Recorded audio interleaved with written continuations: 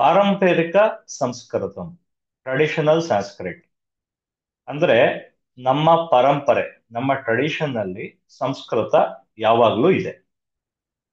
ಸಂಸ್ಕೃತ ಬಿಟ್ಟು ನಾವು ನಮ್ಮ ಬೇರೆ ಭಾಷೆಗಳನ್ನ, ಭಾರತೀಯ ಭಾಷೆಗಳನ್ನ ಉಪಯೋಗಿಸೋದಕ್ಕೆ ಸಾಧ್ಯ ಇಲ್ಲ. ನಮ್ಗೆಲ್ಲರಿಗೂ ಗೊತ್ತು. ಅನೇಕ ಭಾಷೆಗಳು ಸಂಸ್ಕೃತದಿಂದನೇ ಹುಟ್ಟಿವೆ. ಇನ್ನು ಸುಮಾರು ಭಾಷೆಗಳು, ಭಾರತದ ಭಾಷೆಗಳು ಸಂಸ್ಕೃತದಿಂದ ಇನ್ಫ್ಲೂಯೆನ್ಸ್ ಆಗಿವೆ. ಅದರಿಂದ ಎಷ್ಟೋ ಪದಗಳನ್ನ ಪಡ್ಕೊಂಡಿದ್ದಾವೆ.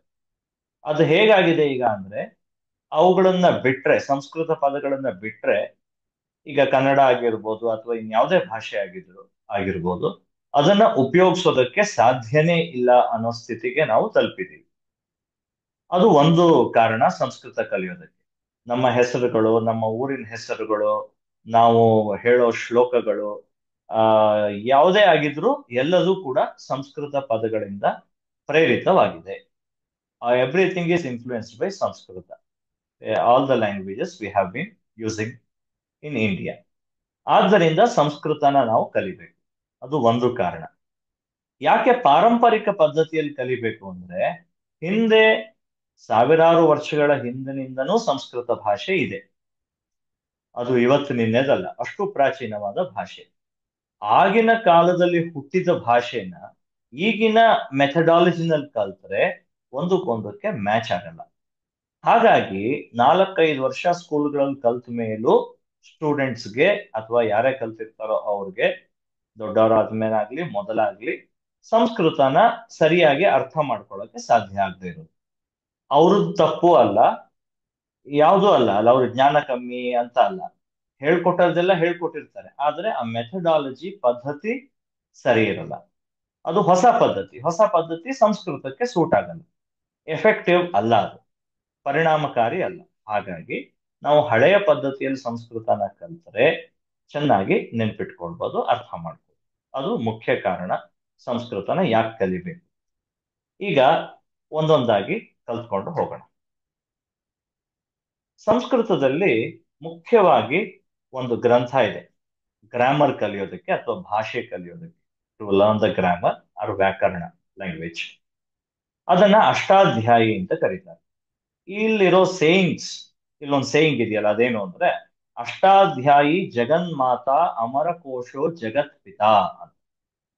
ಅಂದ್ರೆ ಜಗತ್ತಿಗೆ ಅಷ್ಟಾಧ್ಯಾಯಿ ತಾಯಿಯ ಹಾಗೆ. Ashtadhyayi book is like mother, is the mother of the world. Like ಅಲ್ಲ, is the mother of the world. There is an another book called Amarakosha. Amarakosha is like the father of the world. ಇಲ್ಲಿ ವರ್ಲ್ಡ್ ಅಂದ್ರೆ grammar world, language world, Sanskrit world ಅಂತ ತಗೊಳ್ಬೇಕು. For the world of Sanskrit, language Sanskrit, Ashtadhyayi is like mother and Amarakosha is the father. ಅಂದ್ರೆ ಈ ಎರಡು ಗ್ರಂಥಗಳು ನಮಗೆ ಬಹಳ ಮುಖ್ಯ. ಅಷ್ಟಾಧ್ಯಾಯಿ ಮತ್ತೆ ಅಮರಕೋಶ ಎರಡೂ ಬೇಕು. ನಿಮ್ಗೆ ಸ್ಕೂಲಲ್ಲಿ ಇದು ಎರಡನ್ನು ಯಾರು ಹೇಳ್ಕೊಡಲ್ಲ, ಎಲ್ಲೂ ಹೇಳ್ಕೊಡಲ್ಲ. ಆದ್ರೆ ಇದಿಲ್ದೆ ಸಂಸ್ಕೃತ ಇಲ್ಲ. ತಂದೆ ತಾಯಿ ಇಲ್ದೆ ಇದ್ರೆ ನಾವ್ ಎರಗಿಸ್ತಾನ. ಇದು ನಾನು ಹೇಳಿದ ವಾಕ್ಯ ಅಲ್ಲ. This is not my sentence, this is a very popular sentence which is there in the world of Sanskrit. ತಾಯಿ ಮತ್ತೆ ತಂದೆ ಇಲ್ದೇ ಇದ್ರೆ ನಾವಿರ್ತೀವ? ಸಂಸ್ಕೃತನೇ ಇರಲ್ಲ. ಅಷ್ಟಾಧ್ಯಾಯಿ ಮತ್ತು ಅಮರಕೋಶ ಇಲ್ಲದೆ ಇದ್ರೆ ಈಗ ನಾವು ಸಂಸ್ಕೃತನ ಉಳಿಸ್ಕೊಳಕ್ ಆಗಲ್ಲ. It is not possible to preserve Sanskrit today without Ashtadhyayi Amarakosha ಅಂತ ಈ ಸೆಂಟೆನ್ಸ್ ನ ಅರ್ಥ. ಹಾಗಾಗಿ ನನ್ನ ಎಲ್ಲಾ ಕ್ಲಾಸ್ಗಳನ್ನು ನಾನು ಈ ಎರಡು ಗ್ರಂಥಗಳ ಬೇಸಿಸ್ ಮೇಲೆನೆ ರೆಡಿ ಮಾಡಿ ನಿಮ್ಗೆ ಎಕ್ಸ್ಪ್ಲೇನ್ ಮಾಡ್ತೀನಿ. ಅಂದ್ರೆ ಕ್ಲಾಸ್ ಮುಗಿಯೋಷ್ಟೊತ್ತಿಗೆ, ಕೋರ್ಸ್ ಮುಗಿಯೋಷ್ಟೊತ್ತಿಗೆ 3 ವರ್ಷದಲ್ಲಿ ಸಾಧಾರಣ 300 ಕ್ಲಾಸ್, 300 ಕ್ಲಾಸಸ್ ಆಗತ್ತೆ. ಈ 300 ಕ್ಲಾಸ್ ನಲ್ಲಿ ಅಷ್ಟಾಧ್ಯಾಯಿ ಮತ್ತೆ ಅಮರಕೋಶವನ್ನ ನಾವು ಮ್ಯಾಕ್ಸಿಮಮ್ ಎಷ್ಟು ಸಾಧ್ಯನೋ ಅಷ್ಟು ಕಲ್ತು ಅರಗಿಸ್ಕೊಳ್ತೀವಿ. ಅಷ್ಟು ಕಲ್ತು ಅರಗಿಸ್ಕೊಂಡ್ರೆ ಯಾರು 300 ಕ್ಲಾಸನ್ನ ಅಟೆಂಡ್ ಮಾಡ್ತಾರೋ, ಇದಿಷ್ಟನ್ನು ಕಲ್ತ್ಕೊಳ್ತಾರೋ, ಏನ್ ಕಷ್ಟ ಏನಿಲ್ಲ, ಜಾಸ್ತಿ ಜಾಸ್ತಿ ಏನ್ ಹೇಳಲ್ಲ. ಸ್ವಲ್ಪ ಅಭ್ಯಾಸ ಬೇಕಷ್ಟೇ, ದಿವಸ ದಿವಸ ಬೇಕು. ಯಾಕಂದ್ರೆ ಎಲ್ಲ ಎಕ್ಸ್ಪ್ಲೇನ್ ಆಗಿರುತ್ತೆ.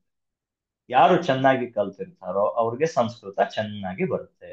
ರಾಮಾಯಣ ಓದಿ ಅರ್ಥ ಮಾಡ್ಕೊಳ್ಬಹುದು, ಮಹಾಭಾರತ ಓದಿ ಅರ್ಥ ಮಾಡ್ಕೊಳ್ಬಹುದು, ಶ್ಲೋಕಗಳನ್ನೆಲ್ಲ ಓದಿ ಅರ್ಥ ಮಾಡ್ಕೊಳ್ಬಹುದು. ಅಷ್ಟು ಸಾಮರ್ಥ್ಯ ಬಂದ್ಬಿಡುತ್ತೆ. ಇದು ಮುಖ್ಯವಾಗಿ ನಾವು ತಿಳ್ಕೊಂಡು ಇರಬೇಕಾಗಿರುವಂತಹ ವಿಷಯ. ಹಾಗಾದ್ರೆ ಈಗ ಅಷ್ಟಾಧ್ಯಾಯಿ ಅಂದ್ರೆ ಏನು, ಅಮರಕೋಶ ಅಂದ್ರೆ ಏನು ಅಂತ ಒಂದೊಂದಾಗಿ ತಿಳ್ಕೊಳ್ತಾ ಹೋಗೋಣ. ಒಬ್ಬರು ವ್ಯಾಕರಣ ತಜ್ಞರು ಇದ್ದರು, ವ್ಯಾಕರಣ ಪಂಡಿತರು ಇದ್ದರು. ಅವ್ರ ಹೆಸರು Panini. There was a grammarian by name Panini. He wrote Ashtadhyayi. His birth place is Chalatula on the river bank of Sindhu. He lived. ಇಷ್ಟು ಮಾತ್ರ ಅವ್ರ ಬಗ್ಗೆ ಗೊತ್ತು. We don't know much about him. ಅಷ್ಟು ಹಿಂದೆ ಇದ್ದಿದ್ದು. 4 BCE ಟು 7 BCE ಅಂತಾರೆ. ಅಂದ್ರೆ ಎಷ್ಟು ಹಿಂದೆ? ತುಂಬಾ ವರ್ಷಗಳ ಹಿಂದೆ, 2500 ವರ್ಷಗಳ ಹಿಂದೆ ಅವರು ಜೀವಿಸಿದ್ರು. ಹಾಗಾಗಿ ಅವರು ಬರೆದಿರೋ ಪುಸ್ತಕ ಅಷ್ಟಾಧ್ಯಾಯಿ ನಮಗೆ ಸಿಕ್ಕಿದೆ. ಅಷ್ಟು ಬಿಟ್ರೆ ಅವ್ರ ಬಗ್ಗೆ ಇನ್ಯಾವುದೇ ಇನ್ಫಾರ್ಮೇಶನ್ ಜಾಸ್ತಿ ನಮಗ್ ಗೊತ್ತಿಲ್ಲ. ಅಂತಹ ಋಷಿಯೊಬ್ಬರು, ಪಾಣಿನಿ ಅಂತ ಅವ್ರ ಹೆಸರು, ಅವರು ಬರೆದಿರುವ ವ್ಯಾಕರಣ ಪುಸ್ತಕವನ್ನ ನಾವು ಅಭ್ಯಾಸ ಮಾಡ್ತೀವಿ. ಸಂಸ್ಕೃತ ಕಲಿಯೋದಕ್ಕೆ ಅದೇ ಬೇಸ್. ಹಾಗಂದ್ರೆ ಸಂಸ್ಕೃತ ಪಾಣಿನಿಗಿಂತ ಮುಂಚೆ ಇರ್ಲಿಲ್ವಾ? You might ask me a question. ಖಂಡಿತ ಸಂಸ್ಕೃತ ಇತ್ತು. ವೇದಗಳಲ್ಲಿತ್ತು, ರಾಮಾಯಣ ಇತ್ತು, ಮಹಾಭಾರತ ಇತ್ತು. ಅದೆಲ್ಲ ಆದ್ಮೇಲೆ ಪಾಣಿನಿ ಬಂದಿದ್ದು.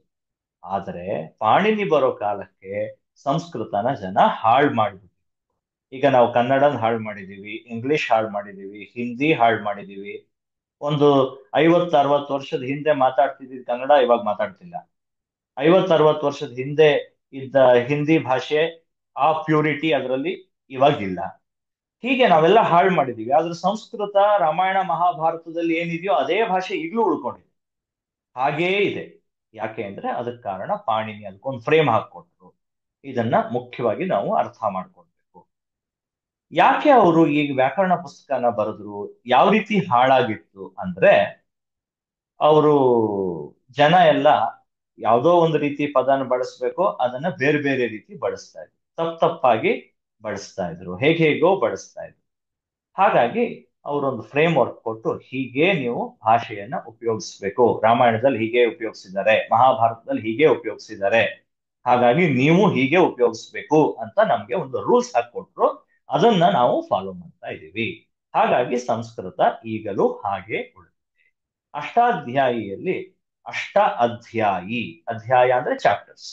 There are 8 chapters and around 4000 sutras. ಸೂತ್ರ ಅಂದ್ರೆ ಏನು ಡೀಟೇಲ್ ಆಗಿ ಎಕ್ಸ್ಪ್ಲೇನ್ ಮಾಡ್ತೀನಿ ಫ್ಯೂಚರ್ ಅಲ್ಲಿ. In coming classes I will be explaining what is a ಸೂತ್ರ.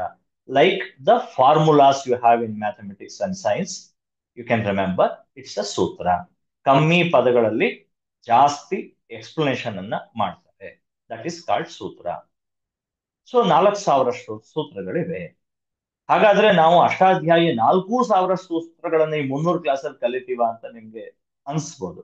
4000 ಸೂತ್ರಗಳನ್ನು ನಾವು ಕಲಿಯೋ ಅಗತ್ಯ ಇಲ್ಲ. ಸಾಮಾನ್ಯ ಜ್ಞಾನಕ್ಕಾಗಿ we need not to learn.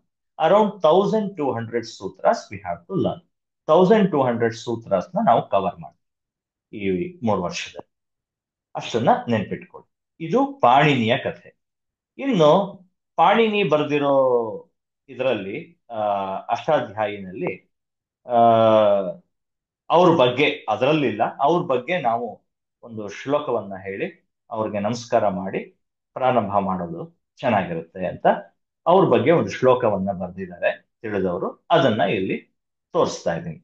ಏನಾಕ್ಷರ ಸಮಾಮ್ನಾಯಂ ಅಧಿಗಮ್ಯ Maheshwara ಕೃತ್ಸ್ನಂ ವ್ಯಾಕರಣಂ ಪ್ರೋಕ್ತಂ ತಸ್ಮೈ ಪಾಣಿನಯೇ ನಮಃ. ಅಕ್ಷರ ಸಮಾಮ್ನಾಯ ಅಂದ್ರೆ ಅದೇ ಅಷ್ಟಾಧ್ಯಾಯಿ. ಅಷ್ಟಾಧ್ಯಾಯಿಯ ಮೂಲ ಅಕ್ಷರ ಸಮಾಮ್ನಾಯ, ಅಕ್ಷರಗಳು, ಈ ತರ ಅಕ್ಷರಗಳನ್ನ ಅವರು ಮಹೇಶ್ವರನಿಂದ ಅಧಿಗಮ್ಯ ಪಡೆದರು. He got it from Maheshwara, Shiva.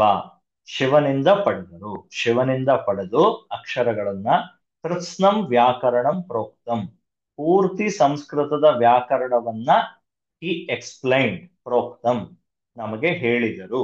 He said. ಪೂರ್ತಿ ವ್ಯಾಕರಣವನ್ನ ಅಕ್ಷರಗಳ ಬೇಸಿಸ್ ಮೇಲೆ, ಅದು ಹೇಗೆ ಅಂತ ಮುಂದಿನ ಕ್ಲಾಸಲ್ಲಿ ಗೊತ್ತಾಗುತ್ತೆ. ಅಕ್ಷರಗಳಿಂದನೇ ಹೇಗೆ ವ್ಯಾಕರಣವನ್ನ ಹೇಳ್ಕೊಟ್ರು ಅಂತ ಗೊತ್ತಾಗುತ್ತೆ. ಅಂತಹ ಪಾಣಿನಿಗೆ ನಮಃ, ಪಾಣಿನಿಗೆ ನಮಸ್ಕಾರ. ಅಕ್ಷರಗಳನ್ನೇ ಫಸ್ಟ್ ಅವರು ಮಹೇಶ್ವರನಿಂದ ಅಂದ್ರೆ ಶಿವನಿಂದ ಪಡೆದರು. ಅಂದ್ರೆ ಶಿವನನ್ನ ಕುರಿತು ತಪಸ್ ಮಾಡಿದ್ರು. ಶಿವ ಅವರಿಗೆ ಅನುಗ್ರಹ ಮಾಡಿದ, ಈಶ್ವರ ಅವರಿಗೆ ಅನುಗ್ರಹ ಮಾಡಿದ. ಯಾವಾಗ ಸಂಸ್ಕೃತದ ಸ್ಥಿತಿ ಹಾಳಾಗಿ ಹೋಗಿತ್ತು ಆಗ ವ್ಯಾಕರಣ ಬರಿಬೇಕು ಅಂತ ಅವರು ಡಿಸೈಡ್ ಮಾಡಿದವರು ಶಿವನನ್ನ ಕುರಿತು ಧ್ಯಾನ ಮಾಡ್ತಾರೆ, ಪ್ರೇಯರ್ ಮಾಡ್ತಾರೆ, ಪ್ರಾರ್ಥನೆ ಮಾಡ್ಕೊಳ್ತಾರೆ. Then he got letters from Shiva. Shiva ಅವರಿಗೆ ಅಕ್ಷರಗಳನ್ನ ಕೊಟ್ಟ. ಅದನ್ನ ಕಲಿತು ಅದರ ಮೂಲಕ ಅದರ ಬೇಸಿಸ್ ಮೇಲೆ ಅವರು ಸಂಪೂರ್ಣ ವ್ಯಾಕರಣವನ್ನ ಬರೀತಾರೆ. ಅದನ್ನ ನಾವು ಕಲಿತೀವಿ. ಅಂತಹ ಪಾಣಿನಿಗೆ ನಮಸ್ಕಾರ ಅಂತ ಒಂದು ಶ್ಲೋಕ ಇದೆ. ಅದನ್ನ ಆರಂಭದಲ್ಲಿ ನಾವು ಹೇಳ್ಕೊಂಡ್ರೆ ಪಾಣಿನಿಯ ಅನುಗ್ರಹ ನಮಗೆ ಇರುತ್ತೆ. ಇನ್ನು ಅಮರಸಿಂಹ, ಅಮರಕೋಶ ಅಂತಲ್ಲ, ಅದನ್ನ ಬರೆದವನು ಅಮರಸಿಂಹ. ಅಷ್ಟಾಧ್ಯಾಯಿ ಬರೆದವರು ಪಾಣಿನಿ, ಅಮರಕೋಶವನ್ನ ಬರೆದಿದ್ದು ಅಮರಸಿಂಹ. ಇವ್ರ ಬಗ್ಗೆ ಜಾಸ್ತಿ ಗೊತ್ತೇ ಇಲ್ಲ. ಅಪ್ರಾಕ್ಸಿಮೇಟ್ಲಿ 680 to 880 ನಲ್ಲಿ ಇವರು ಬರ್ತಾಯ್ತು ಅಥವಾ ಇವರು ಹುಟ್ಟಿದರು, ಹಿ ವಾಸ್ ಬಾರ್ನ್ ಅಂತ ನಮ್ಗೆ ಗೊತ್ತು. ಇವ್ರು ಬರೆದಿರೋ ಪುಸ್ತಕದ ಹೆಸರು Amarakosha. It's a dictionary. Amarakosha ಅಂದ್ರೆ nothing but a dictionary, but it is in the form of shlokas. ಶ್ಲೋಕದ ರೀತಿ ಇದ್ರೆ ಏನಾಗುತ್ತೆ, ಅದನ್ನ ಕಲಿಯೋದು ಈಸಿ. ಈಗ ಪ್ರತಿ ದಿವಸ ನಾವು ಸುಮಾರು ಶ್ಲೋಕಗಳನ್ನ ಹೇಳಿ ಹೇಳಿ ಎಲ್ಲ ಮೆಮರೈಸ್ ಮಾಡ್ಬೋದು. ಹಾಗೆ ಅಮರಕೋಶವನ್ನ ಪೂರ್ತಿ ಕಲ್ತವ್ರು ಇದ್ದಾರೆ. ಇಡೀ ಅಮರಕೋಶವನ್ನ ಕಲ್ತಿದ್ದಾರೆ ಎಷ್ಟೋ ಜನ. ಅವ್ರಿಗೆ ಎಲ್ಲಾ ಪದಗಳ ಅರ್ಥಗಳು ಬಾಯಿನಲ್ಲೇ ಇರ್ತವೆ. ಅಂದ್ರೆ ಇಡೀ ಡಿಕ್ಷನರಿ ಮೆಮರೈಸ್ ಮಾಡಿದ್ದಾರೆ ಅಂತ ಅರ್ಥ. ಅದು ಅಷ್ಟು ಸುಲಭವಾಗಿ ಮೆಮರೈಸ್ ಮಾಡ್ಬೋದು, ಕಷ್ಟ ಆಗಲ್ಲ. ಇದರಲ್ಲೂ ಕೂಡ 1530 ಶ್ಲೋಕಗಳು, 1530 ಶ್ಲೋಕಾಸ್ ಆಗಿದೆ. ಇದನ್ನ ಕಲಿಯೋದೇನು ಕಷ್ಟ ಅಲ್ಲ.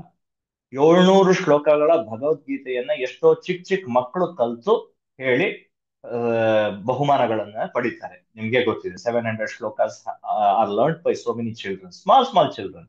10-12 ವರ್ಷದವ್ರು ಕಲಿತಾರೆ. ನಮ್ಗೆ ಆ ಒಂದು 1530 ಶ್ಲೋಕ ಕಲಿಯೋದೇನು ಕಷ್ಟ ಅಲ್ಲ ದೊಡ್ಡವ್ರಿಗೆ. ಸೊ ಹಾಗಾಗಿ ಅಮರಕೋಶವನ್ನ ನಾವು ಶ್ಲೋಕದಲ್ಲಿ ಇರೋದ್ರಿಂದ ಅದನ್ನ ದಿವಸ ಹೇಳಿ ಹೇಳಿ ಹೇಳಿ ಕಲ್ತ್ಕೊಂಡ್ರೆ ಎಲ್ಲಾ ಪದಗಳಿಗೂ ಪರ್ಯಾಯ ಪದಗಳು, synonyms of all Sanskrit words will be there in our memory.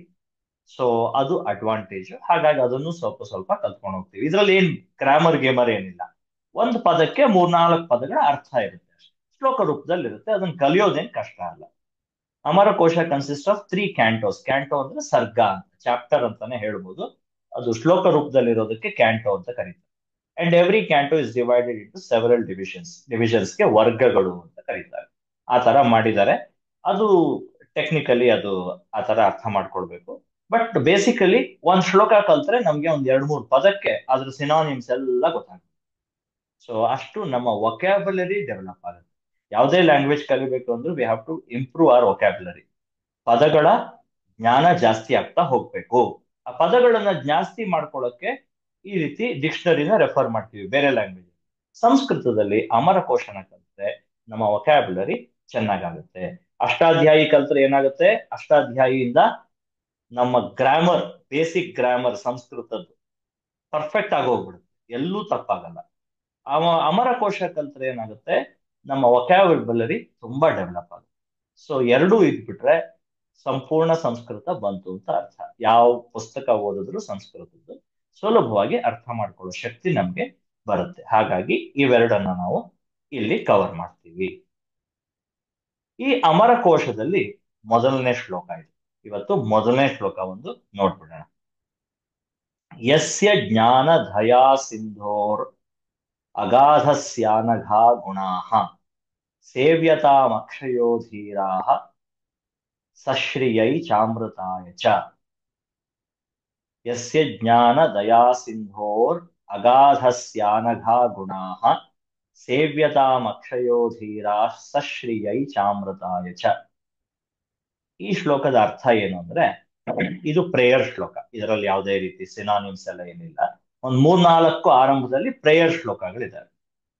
ಇಲ್ಲಿ ದೇವರಿಗೆ ನಮಸ್ಕಾರ ಅಂತ ಪ್ರೇಯರ್ ಅಂದಾಗ ಜನರಲಿ ದೇವರಿಗೆ ನಾವು ನಮಸ್ಕರಿಸ್ತೀವಿ.